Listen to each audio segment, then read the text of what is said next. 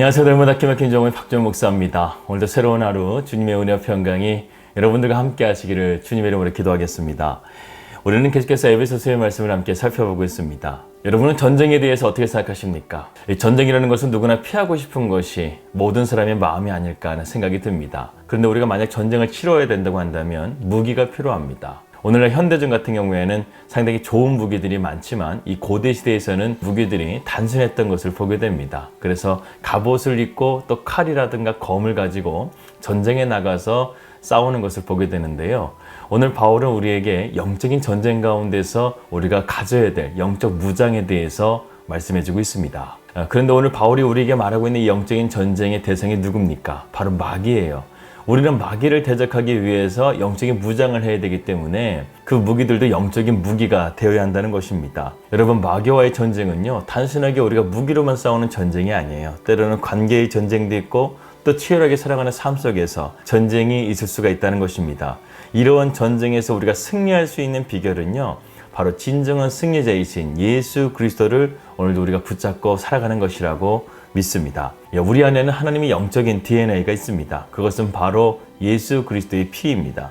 그 피를 통해서 우리는 죄에서 사함을 받고 하나님의 자녀가 된 것이죠. 예수님의 보혈의 피 안에는요, 단순하게 구원만 있는 것이 아니에요. 거기에는 하나님의 능력이 있고 또한 참된 승리가 있습니다. 그래서 이러한 것을 믿고 확신하는 사람에게는요, 놀라운 변화가 일어나게 되는 것입니다. 오늘 바울은 우리에게 이러한 자들에게 주어지는 영적인 무장에 대해서 말씀하고 있습니다. 특별히 에베소서 6장 12절에서 바울은요, 우리가 싸워야 될 전쟁의 적들에 대해서 구체적으로 말하고 있습니다. 우리의 씨름은 혈과 육을 상대하는 것이 아니요 통치자들과 권세들과 이 어둠의 세상 주관자들과 하늘에 있는 악한 영들을 상대함이라고 그랬습니다. 여러분, 이것을 들으셨을 때 어떤 생각이 드시나요? 정말 무시무시하고 만만치 않은 적이라는 생각이 드시지 않으십니까? 이러한 적을 우리가 어떻게 과연 상대할 수 있고 또한 이길 수 있을까? 이길 수 있습니다.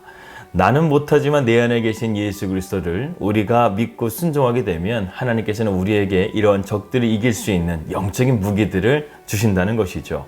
오늘 본문에 보게 되면 바울은 주님이 우리에게 이러한 영적인 무기들을 구체적으로 주셨다는 것을 말씀하고 있습니다. 그것은 바로 전신갑주예요. 전신갑주의 용도는 세 가지가 있습니다. 첫 번째는 마귀의 관계를 능히 대적하기 위해서 우리에게 전신갑주가 필요하고, 두 번째로는 마귀가 쏘는 불화살을 우리가 막기 위해서 전신갑주가 필요하고, 그리고 세 번째로는 마귀로 하여금 우리의 마음 가운데 틈타지 못하게 하기 위해서 하나님의 전신갑주가 필요하다는 것입니다.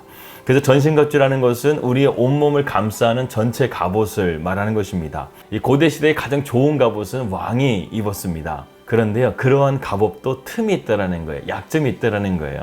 그래서 아합왕이 전쟁에 나가셨을 때 한 병사가 활을 당겼는데 그게 하필 아합왕의 갑옷의 유일한 약점인 갑옷의 솔깃에 화살이 꽂혀서 아합왕이 죽게 되는 것을 보게 되죠. 이처럼 세상적인 갑옷에는요, 틈이 있다는 거예요. 그러나 하나님이 우리에게 입혀주시는 전신갑주는 다릅니다.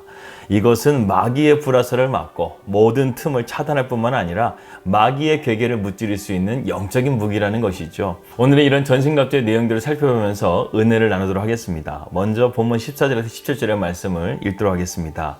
그런즉 서서 진리로 너희 허리띠를 띠고 의의 호심경을 붙이고 평안의 복음이 준비한 것으로 신을 신고 모든 것 위에 믿음의 방패를 가지고 이로써 능히 악한 자의 모든 불화살을 소멸하고 구원의 투구와 성령의 검 곧 하나님의 말씀을 가지라, 이렇게 말씀하고 있습니다. 이 첫 번째 무기로 소개하고 있는 것이 바로 진리의 허리띠입니다.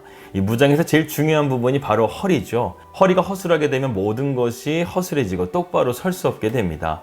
근데 여기에서 진리라는 것은 하나님의 말씀이 아니라요, 이 말은 참됨, 성실, 진실, 이러한 단어로 번역되는 것이 원문에 가장 가까운 번역입니다. 즉 우리가 영적 싸움에서 승리하기 위해서는요, 하나님 앞에 성실하게 서는 자세, 참되게 서는 자세, 진지하게 서는 자세가 필요하다는 것이죠.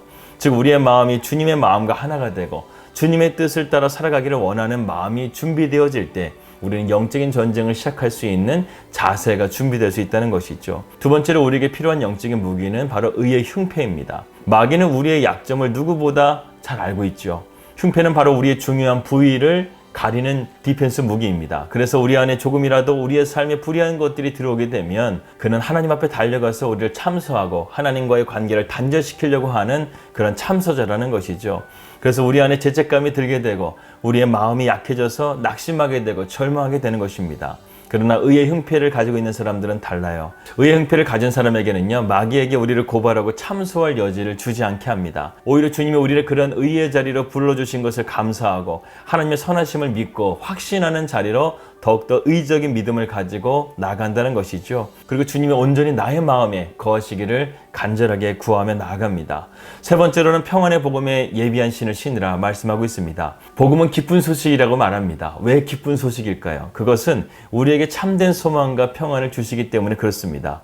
이 복음을 통해서 우리는 하나님과의 평화를 이루게 되고 우리는 하나님과 가까워지고 화목하게 하는 그런 놀라운 삶이 이 복음의 능력을 통해서 나타날 수 있다는 것이죠.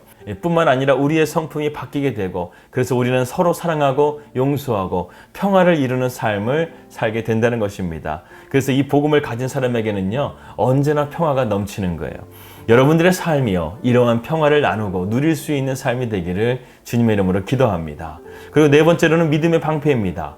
위에 세 가지도 중요하지만 점점 갈수록 중요한 무기들이 나오고 있습니다. 이 믿음의 방패는 우리가 영적인 전쟁을 위해서 꼭 필요한 무기라고 할 수 있죠.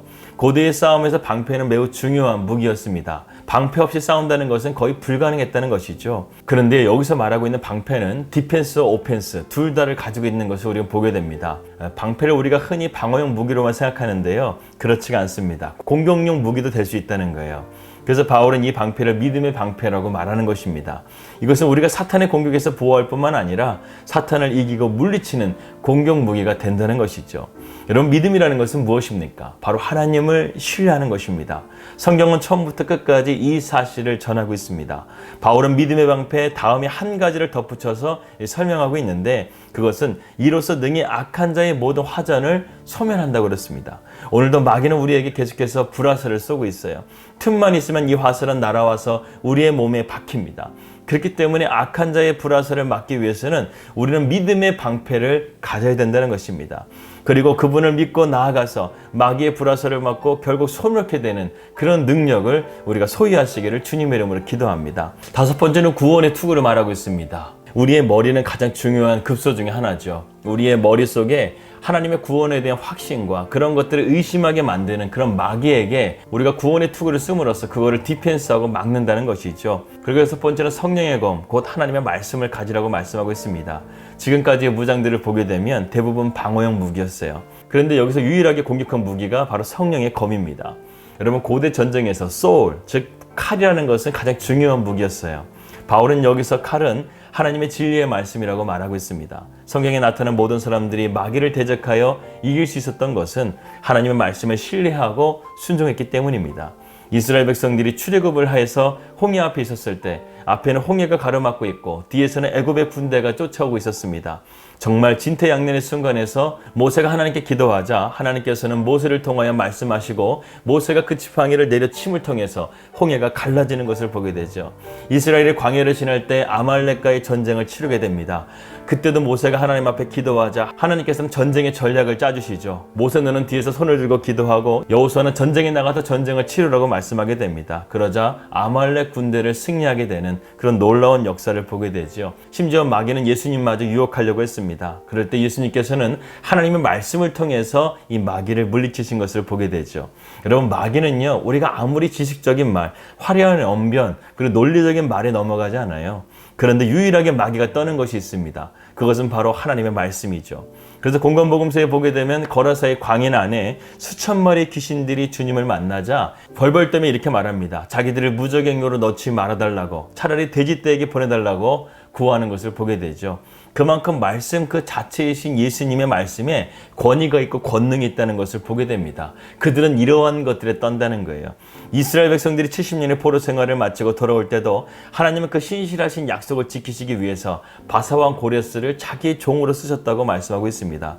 이처럼 하나님의 말씀은 전지전능하신 말씀이요, 마귀를 이기는 우리의 진정한 공격형 무기인 것입니다.